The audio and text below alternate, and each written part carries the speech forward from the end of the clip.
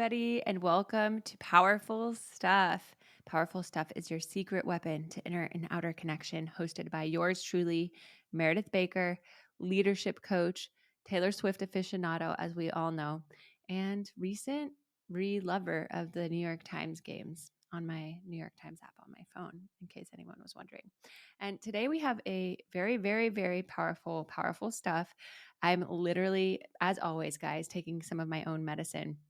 And that is today of how our self-talk can change our world. And I'm going to kind of apply this on a micro and macro level, but it's something I've been thinking deeply about. So if you're kind of struggling with the inner self-talk or just wanting to know why it feels like so much resistance or mental chatter in there, stick around. This episode is going to clear you out and help you return to your inner state of peace and being your own best friend, your own biggest cheerleader. And guess what? That's where the magnetism and magic lies. So let's do this. So just a little recap, or I might have already said, but I'm in the Caribbean island of Dominica. Dominica is beautiful. It's known as the nature island. There's only like 70 something thousand people living here. Everyone's so friendly.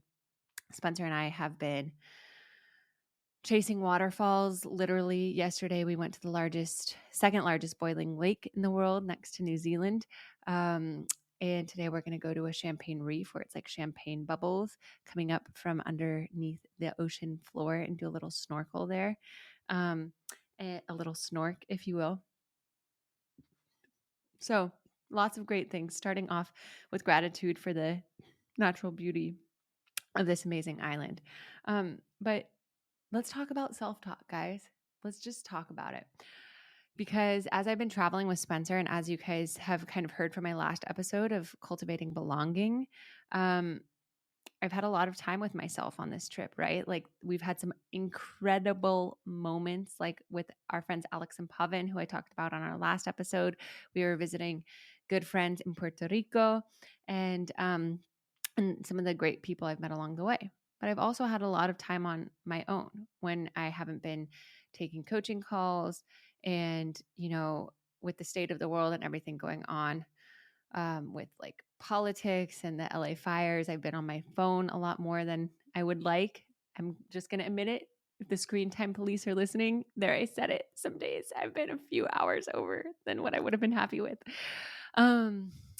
Yeah. And so I've noticed like these little things that have made my self-talk, not the best, let's say. It's not been the best. I'm going to be honest with you. But the good news is, having these tools, it's great to self-diagnose when it's happening. We can't be perfect all the time. And I noticed it happening a lot this week after being with our friends, because it was like such a high, and that can kind of happen, right? With some of the peak experiences or coming from such an amazing weekend, you can have a high and then all of a sudden you're like alone again and you can have a little bit of a low. And even though I'm, with Spencer, it's like we're both working, during the day in our separate stuff. And like I've gone down like little rabbit holes. So this week, I'm not going to lie to you, just like, yeah, coming down from visiting friends. And I think I've just been kind of depressed with like some of the stuff I've seen already happen in this new presidential administration. And then I've been scrolling a little to kind of like a little bit of escapism in there. And so when all of those things combine and we're not being intentional with what we're consuming and how much we're consuming, right? It's like attention goes where energy flows where attention goes. And so if it's kind of like all of these negative headlines, scrolling, like, of course, my mind is going to kind of like start to mirror that back to me, and then kind of sitting in thoughts unchecked. So all of that's to say, this week in the Upgrade, my group coaching program, we talk about boundaries and setting boundaries with others. When we have porous boundaries or we're people pleasing, we can feel fatigued, drained, disconnected from ourselves. And also when we have like super tight boundaries, like expectation, we can feel like nothing is ever satisfying for us, and that, oh, I would have, could have, should have, it would have been better or different this way, instead of appreciating what it actually already is. And so how this relates to our self-talk is that it all starts with having boundaries with ourselves and getting clear on what that perfect Goldilocks equation is for improving our self-talk. And when we improve our self-talk and how we're speaking to ourselves 24 hours a day, that ends up shifting our boundaries with ourselves. That becomes more clear because we know the boundaries that are going to make us feel like best self ever, right? I keep saying like best Meredith ever. And that in turn will help clarify what our boundaries are with other people, how we're spending our time, and thus kind of create this beautiful framework or canvas of what we want to nurture in this next exciting chapter of our lives. Are you with me? Okay, so all of that's to say, I kind of took my own medicine as I was teaching the upgrade ladies this thing. Oh, there's my husband coming through. Spencer, say hi to everyone. If you need to do something, do it now. Okay, great little cameo you guys weren't expecting. So, all of that's to say, I was noticing my boundaries with myself were like my self talk, right? And my scrolling was porous. And on the other end of the spectrum, my boundaries with my trip, with my expectations for what I want this trip to be, were super tight. So, it was like a huge pendulum swing and like an emotional roller coaster internally. And it, rather than like beat myself up or say like, oh my gosh, change isn't possible. I never change. I coach people on this. What am I doing? As I tell my clients, like the journey's never over. The growing never ends. And when we have these things happening, whether it's lots of expectation or porous boundaries with ourselves or scrolling a lot, right? It's our intuition trying to tell us something like, pay attention. I have a message for you. Slow down, listen to me. Don't be afraid to sit with me. And so that's what I was feeling this week. And I also like to say, the greater the resistance, the greater the awakening. So the more you notice yourself scrolling and procrastinating, it usually means you're actually on the brink of a breakthrough. But you're afraid of that change. You're afraid of shifting something because change can be scary because it's unpredictable. So, in these times, the best thing that you can do, and I have to remind myself of this all the time as I'm doing with you guys in real time today on Powerful Stuff, is to slow down, check in with your inner child, ask them what they need, let them speak, and then ask them what they need to feel safe in this boundary moving forward. So we're going to do it together with our self-talk, right? There's so much that I could say about it on the boundary side, and we will look at it a little bit just to kind of frame it, and then I'll give you like a super clear, super compact self-talk turnaround, if you will. Okay. So when we're noticing this, we're feeling like our internal voice is just beating us down, and it can feel like a constant state of anxiety or stress, or like nothing I ever do is good enough, right? And that might come from like something we might have experienced in childhood. It might look like perfectionism. And like I said, you can tell when your boundaries are either super porous or super tight. Usually, if you have a super porous boundary in one area, chances are you will have a super tight boundary in another area. And all of that's to say, it's like your inner child trying to recalibrate, either trying to people please to get validation, or either trying to make everything so perfect for you because they just want it to be perfect, which is like the expectation and the tightness boundary. So this week, when I noticed it happening, the first step is to actually just let it speak, right? Write down all the shitty things your self-talk is telling you and don't judge it. Just like let it be okay. You don't have to attach yourself to it. You can even say, like, as Brene Brown says, to like remove yourself from it a little. The story I'm telling myself is blank, right? So I wrote everything down this week. I'll give you guys a little snapshot, and then I want you to write everything down that your self-talk is telling you. So some of the things that I was telling myself is like, the story I'm telling myself is that I had a great weekend with my friends, and now like it's all for naught because I feel kind of shitty. The story I'm telling myself is that this isn't the trip that I wanted. I should have stayed in one place and cultivated community in a different area versus bopping around so much. Like I should have just stayed in like Rio for 2 or 3 months, and now it's wasted. The story I'm telling myself is that like when I go back to LA, life is going to move so fast. And this was like my one big trip before like potentially like, thinking about starting a family. And the story I'm telling myself is like, I'm feeling like, yeah, not in alignment to be like working on these things with my coaching clients and then like needing to deal with it myself. Right. Which is again, holding yourself to an impossibly high standard because every coach and therapist goes through these things as well. And it's just about having the tools to recognize them and to slow down and to not beat ourselves up.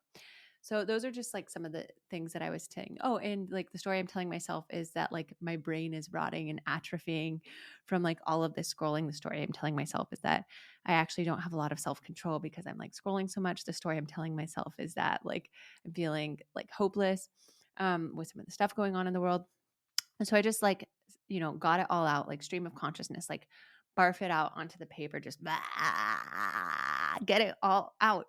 And the funny thing about that, and I've said this before, y'all, is that when we get it all out, when we bring the darkness to light, right, it loses its shadow, right? Because it's no longer these shame messages living inside of us. It's saying, okay, you want to say it? Say it to my fucking face. Say it to my face. But with a little bit more loving energy, it's okay. Say it to my face. I can take it. I can take it. And if like it's kind of like a bully, right? If they're realizing you're not like cowering and crying and you're like, okay, like you're just standing there, it kind of is like not as fun for them anymore.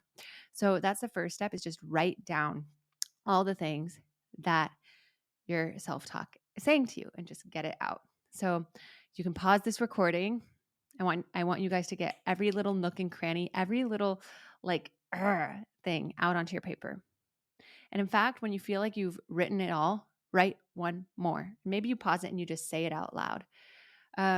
Okay. So now that you've done that, we've addressed it. We've brought the shadows to light. And the second part is just so easy. It is writing a counter argument to that statement that you just said. So like for each thing that your negative self-talk is telling you, you write something that actually proves it wrong, generally, like a loving counter argument, not like a haha, I told you so, but like, okay, that is frustrating. I see that you're feeling that way. What about this time when you did blank, right? So, you know, for me, like the story I'm telling myself, like one of the ones that I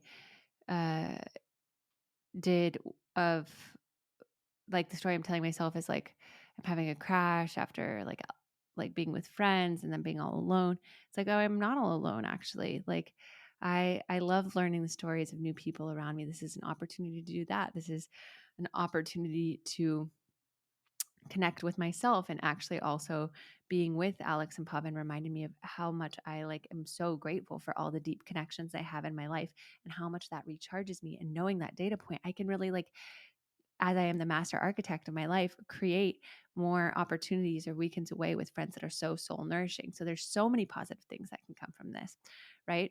And I know that one's not like a characteristic one. So I'll give you guys another example. If I was saying like I have no self-control, I'm scrolling all the time. It's like actually I have a lot of self-control. Like I do a lot. Like I put out a powerful stuff episode every week. I do yoga or Pilates every day, even while I'm traveling. I keep in touch with like 2 or 3 friends a week. Give those friends a call. I do my coaching clients. I'm so proud of like the caliber of checking in and supporting my coaching clients that I do, and like the free workshops that I offer to the larger community. I'm running best morning ever while I'm not even in Los Angeles, thanks to Moss Venice and one of my former clients, amazing yoga facilitator, Skylar. Shout out Skylar if you're listening. And so, yeah, these are the second step is just write out your loving counter argument. Remind yourself of all the times that you actually have done something in the past, or if it was like a blanket statement that, in that first step about your characteristics, about your character, right? Some things to prove the opposite, or like, wow, that's a like huge general statement. And we actually have some evidence to support that this isn't true. Whew. And after you do that, guys, the sitting with those counter arguments, really feeling the truth of them in your body, like rereading them out loud, being slow, sitting with them, letting them sink in. And the third step is doing a fun little comparison, right? So we've done the first step of just getting it all out, the second step is the counter argument. And then the third step, I want you to think about your largest vision for your life, the one that excites you the most, your like biggest goal right now. And in the third step, you'll be like, how do each of these serve or hinder my goal? Like if I believe this statement or its counter argument, which serves my goal and why, and which hinders my goal and why. Like, which one would behoove me to believe to achieve this goal? And how might it help me achieve this goal? Who is the, like, especially with the counter arguments and the positive ones, right? Like, who is that version of me who believes this? How do they get more done? How do they show up? How do they spend their time? Right. So, this third step is really visioning like the me who believes this counter argument or this self talk. Like, how are they doing? How are they helping me achieve my goals? And really sitting with the honest truth of that. And sitting with the honest truth of that with the negative self talk that you're saying, but then also, um, sitting with the possibility of that for like, who is that me who actually like knows that she's so dedicated and she's so capable and she actually is so consistent in all these different things. Like, how does she like think about overcoming procrastination or a roadblock, or when procrastination does happen, how does she pick herself up by the bootstraps and just like keep on, putting the next foot in front of the other and not letting herself beat herself up for it. So this third step is really like visioning, and to TLDR, clarify it with the negative self-talk. How does that hinder your goals, right? Hinder or help, but probably hinders. And for the counter argument, how does that help your goal? Who is the you who believes these things? How are they showing up? How is this shifting their actions? Whew. Okay. So then step number 4. Step number 4 is actually, as we always love to do with powerful stuff, we are all about that aligned action, is actually taking action from the place of that counter argument, from that you who is doing these things, who has a positive behavior, who has all of those data points to positively reinforce the positive things. What's one small thing you could do today that would actually be a vote toward that would actually be, where energy flows, or where attention goes, energy flows. Like, let's focus on the counter argument. How could we do more of this? How could we give our brain and our subconscious more data points like this to reaffirm this, to build momentum around this? So that way, when the negative self-talk comes up, we're actually like, okay, I see that you're just a cloud floating by, but I actually have so much evidence to support the opposite. So thank you for stopping by. But kindly, like, I am not going to hold on to you. So thanks so much. Here's the door. Have a kombucha on your way out. Yeah. So step 4, guys, is really like looking at the counter argument. Okay, what's one thing I could do this week to like, step into that, to be the change, and to do it right now. And I kind of have this fun thing for myself. I listened to this Joe Dispenza Become Unrecognizable YouTube. And it was all about, Joe Dispenza is all about like changing ourselves in the quantum field and showing up as if that person, that we're ready to step into. And I was like, okay, for the month of February, I'm going to become unrecognizable. I'm going to do not just the habits, but the rituals that are just going to make me feel so good. I'm going to not let my mind like overrun me, and I'm going to separate my mind from reality. And as a coach and as a meditation teacher, I talk with my clients about this a lot, but it's also, again, like being our own client zero and slowing down and, reminding ourselves that like in some ways our mind does run the show. So like, if we can run our mind, then we can run the show, in the sense of like, don't let your mind be the one running you. Like, you be in charge of your mind, because if you can, and you're choosing what thoughts to feed yourself, which then inform your energy, which then inform the actions that you take and what you believe is possible, which then inform like what more actions or bigger swings you take.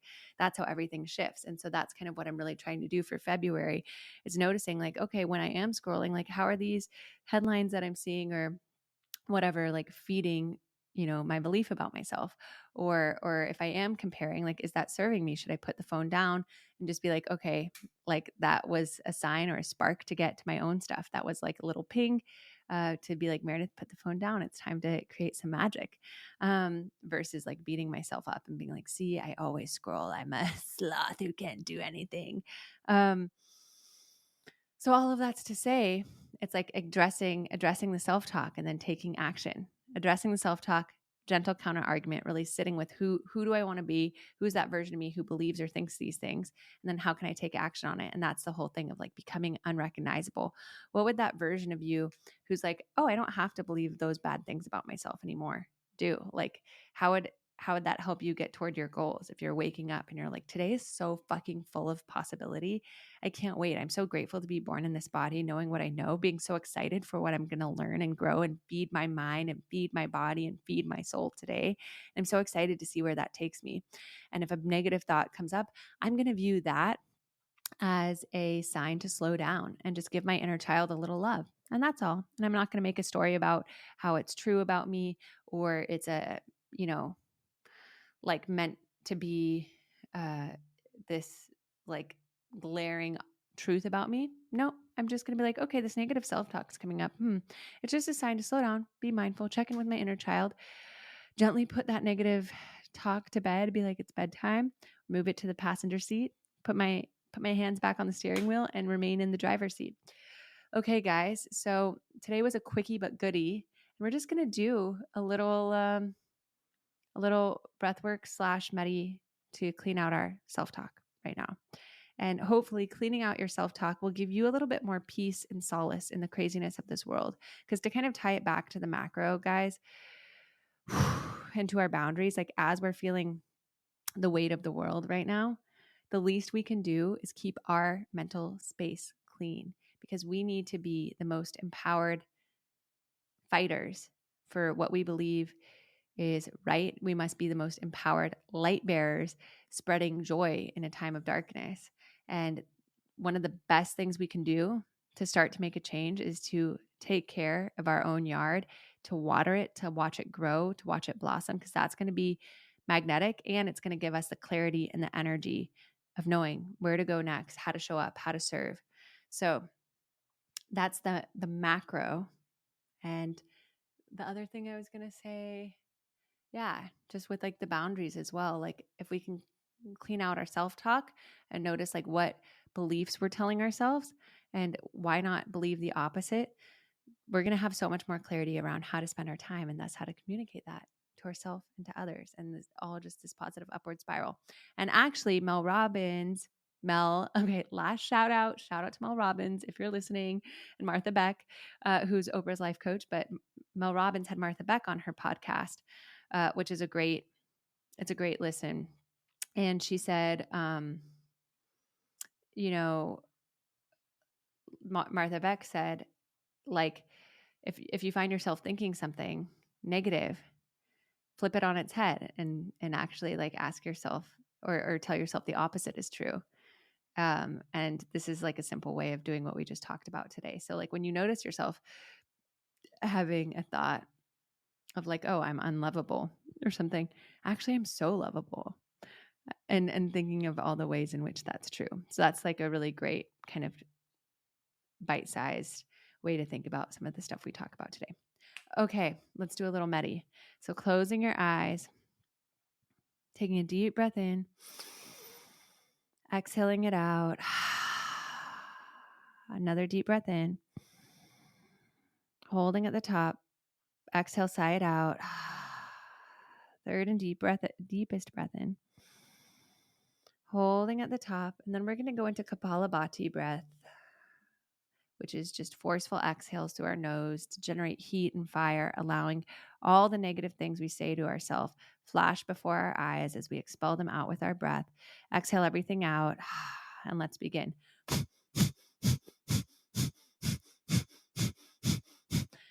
Continuing on like this, pushing your navel toward the back of your spine, bringing every negative self-talk, feeling the heaviness of it as you breathe out this Kapalabhati breath, this breath of fire.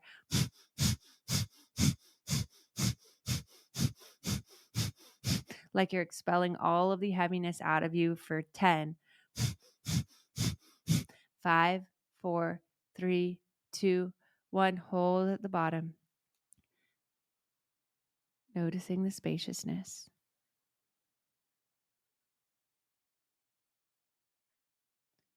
As you've released everything, as you've created space between you and your negative self-talk.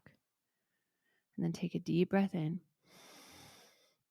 holding at the top, squeezing your pelvic floor, squeezing your navel, your heart, your throat, squeezing all the way up to that space in between your eyebrows. And exhale, release, flushing your whole body with golden light. And as you have this nice, slow breath, imagining you're in this beautiful crystal palace, removed from your self-talk completely, actually. Removed from your negative self-talk, removed from your positive self-talk. You just are a being, completely removed. And in this crystal palace, you see 2 full-length mirrors. And in one mirror is the version of your life where you believe this negative self-talk, where you let it run your life. And you start to look at this mirror first, and from a completely removed bird's eye perspective, you get to see in this mirror the you who has all of this constant negative chatter move throughout their day. Noticing the heaviness that it brings.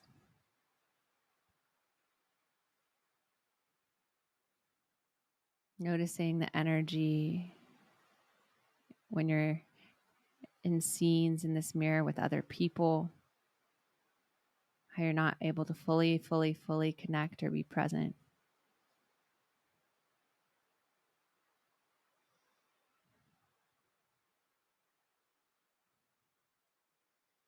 Noticing how it hinders the swings that you take in your professional life, in your creative life, in community. Noticing how it holds you back.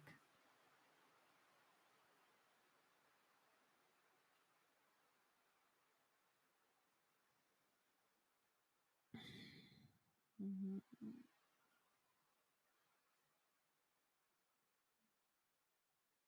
And then as you notice the heaviness, watching that mirror morph into your 80-year-old self who keeps believing these things, who keeps believing this negative self-talk, who's never changed.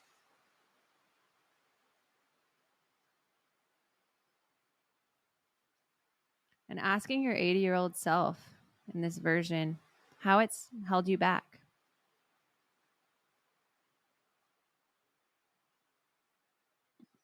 How it's led to heaviness and regret. Letting that version of you speak.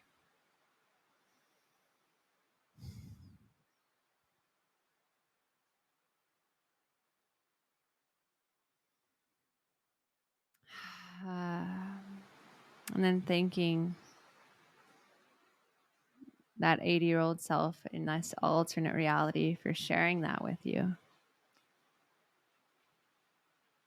And then putting your hands on the mirror, making a vow to your negative self-talk now, saying silently to yourself, I know that you come from a wounded part of me, a scared inner child who just wants to be heard. I love you. I love this part of me, but you are not the truth. And I know that when you show up from here on out, it's just a reminder to give you extra love while not taking your words to heart. Know that when you're showing up, it's just a reminder that you want a little extra love, to not take your words to heart. Thanking the negative self-talk and imagining that future vision of you calming down, returning to a loving stillness, feeling your unconditional love for them as they quiet the negative self-chatter down, feeling it lose all of its charge. And as you shift, you look at the second mirror where you believe that you're so enough.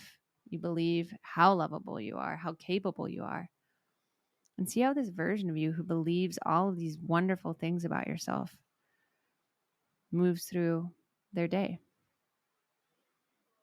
How do they move through their morning just so excited for how they can co-create with the day, knowing that they have what it takes?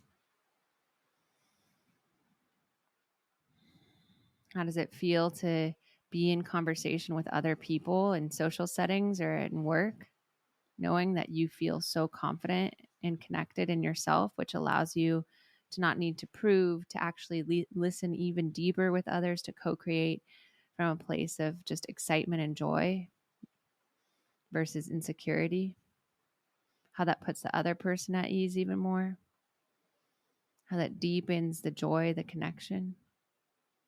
How does this positive self-talk affect your ability to take bigger swings creatively and at work. Because you know you can do it. You know you're limitless. And how does then taking these big swings inspire others to do the same and have even more positive impact on the world because you believe these things? And just seeing that beautiful glow, that ripple effect.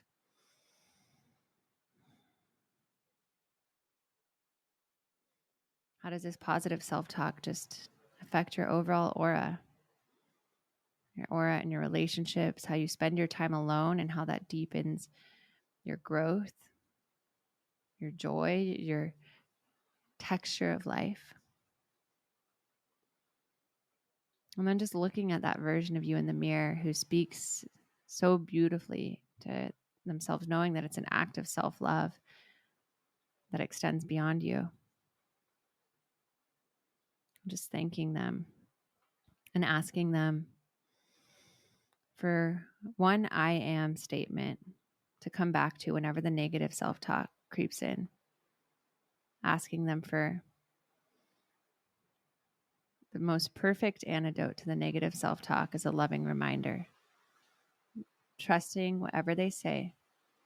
And then putting your hand to the mirror and they put their hand to the mirror. You feel that golden spark. Bring your hand back to your heart, breathing this golden spark into all parts of your body like it's literally changing your cells right now. Shifting you deeply, deeply, deeply on the subconscious level so you really trust and know the truth of this positive self-talk, that you operate from this place automatically, feeling it shift you on a cellular level from your root to your hips, to your navel, to your heart, to your throat, to your third eye, to the crown of your head. Breathing that in and exhale, let it go. Another deep breath in, feeling it in every cell of your being, lifting your spine, and exhale, letting it out. Wow. And then when you're ready, opening your eyes, coming back into this space, and just noticing how it feels to trust in your positive self-talk, to trust in the truth of being in harmony with your mind, the truth of lifting yourself up. And now knowing that any negative self-talk that comes up is just a reminder from your inner child. They need a little assurance and a little love, and you're not going to judge them. You're not going to judge yourself for it. And with that, guys, just a reminder, just let that self-talk out first when it comes up. When you notice that negative self-talk, let it out, write it down, don't make it wrong. Come up with that loving counter argument. Step 2. Step 3, envision yourself in both of these situations. How does each serve or hinder your goals, right? And then step 4 is, what is that action you can take to reaffirm that positive self-talk? And congratulations on being here, on listening to the whole episode, on doing the work with me. I'm so excited for you. Please let me know how it goes and also what you want to hear more of on Powerful Stuff. I'm here to serve. So if there's a topic or thing that you want to dive deeper in with me, I would love to do it with you. And I'm so excited. And also another exciting announcement. Number 1, if you want to go deeper with me on one-on-one coaching, I have a few spots opening for this first half of the year. So message me at themeredithbaker.com. I'll set you up with a discovery call where we'll do a powerful mini coaching session.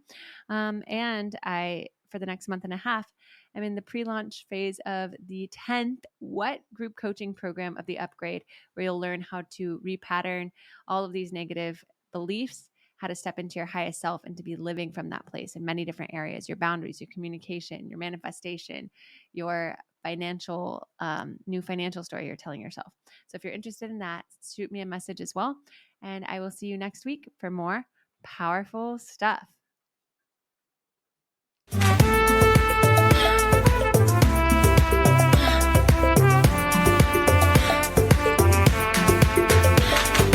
Hey, you.